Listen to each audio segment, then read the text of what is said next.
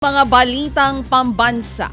Hihingi ang COMELEC ng kopya ng mga isinagawang pagsusuri ng NBI para gamitin sa isasampang kaso laban sa suspendidong alkalde. Magre-request sila ng kopya ng quo warranto petition na isasampa naman ng Office of the Solicitor General ngayong linggo. Kukwestiyonin dito ang qualification ni Guo sa pananatili bilang alkalde ng Bamban Tarlac. Kung sakali election offense daw ang isasampa ng COMELEC na may parusang hanggang 6 na taong pagkakakulong. Hindi na rin siya pupwedeng bumoto at kumandidato.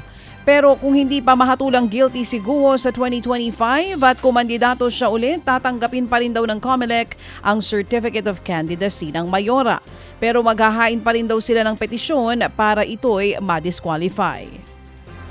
Samantala, nag-aalok ng 50,000 pisong pabuyang NBI sa sino mang makapagbibigay ng impormasyon sa kinaroroonan ng isang Alice Leal Guo na may address sa Quezon City.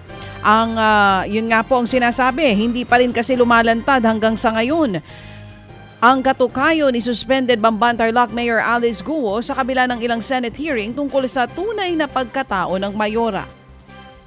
Sa tingin ni NBI Director Jaime Santiago, posibleng napag-utusan ng isa pang Guo na kumuha ng NBI clearance nang hindi ginagamit ang pangalan nito. Nauna nang natuklasan ng NBI na hindi tugma ang fingerprints ng dalawang Alice Leal Guo.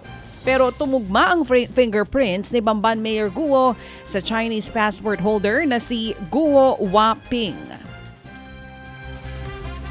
Samantala, nababahala naman ang isang ekonomista na posibleng mapunta sa unprogrammed funds ng pamahalaan ang mga sobrang pondo ng PhilHealth.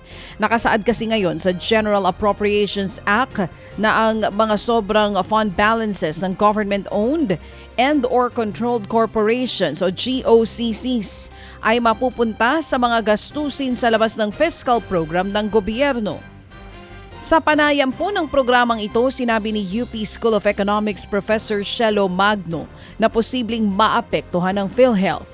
Mas mainam daw na gamitin o na lamang ng state insurer ang mga sobrang pondo nito sa pagbaba ng contributions sa pagpapalawak ng benepisyo kaysa maging reserbang pondo para sa mga proyekto ng gobyerno. Ito ay inefficiency o problema ng PhilHealth bilang isang institusyon. Ang kailangan po atang gawin ng ating gobyerno, pukpukin itong PhilHealth para gawin yung trabaho nila.